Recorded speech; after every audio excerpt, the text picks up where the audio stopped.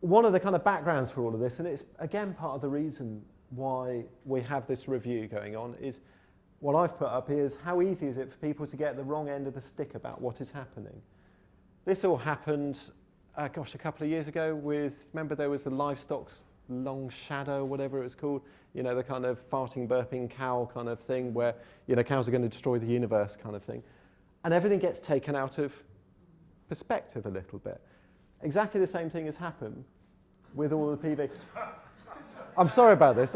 I shove this picture up every single time. I now kind of freely admit I have no reason to shove it up other than it's a cheap gag.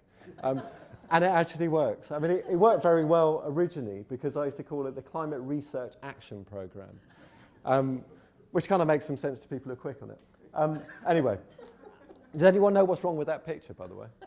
Just the cast doesn't come out there. It comes out to the other end. Actually, you know, I went out to Aberystwyth a couple of years back for a course, and I was talking by this guy called Jamie Newbold, and he said he had been doing all his research at the wrong end, and you know, that kind of thing. But he also said that in humans, that methane is only present in 50% of the population, and that is passed down by the gene, which is passed down by the female side, which is just one of those useless kind of bits. I'll tell you what, I do a heck of a lot of fairly tangential stuff in this. Right, we'll get back to the facts on all of this. So you've got all these kind of things. Cornwall should grab the opportunity for power. They reckoned it was worth about £1 billion to their economy. Yeah. So, and this is about, you know, it's as much about making electricity as about not importing the stuff. Okay, so it's, you know, a really important thing to focus on. This was one of the big things. Solar mania will cast a shadow over Britain. An article written by a fellow called James Delingpole in the Telegraph. This guy is fantastic.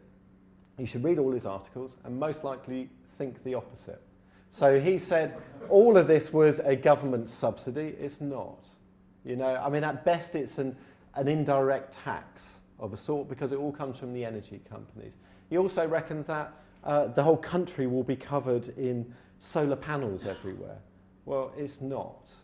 Funnily enough, our chief climate officer worked out that less of the country will be covered in solar panels than is currently growing opium poppies.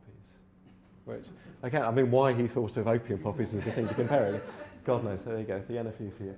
So anyway, there's a whole load of kind of negative around it, which has actually affected how this new government has come and seen feed-in tariffs.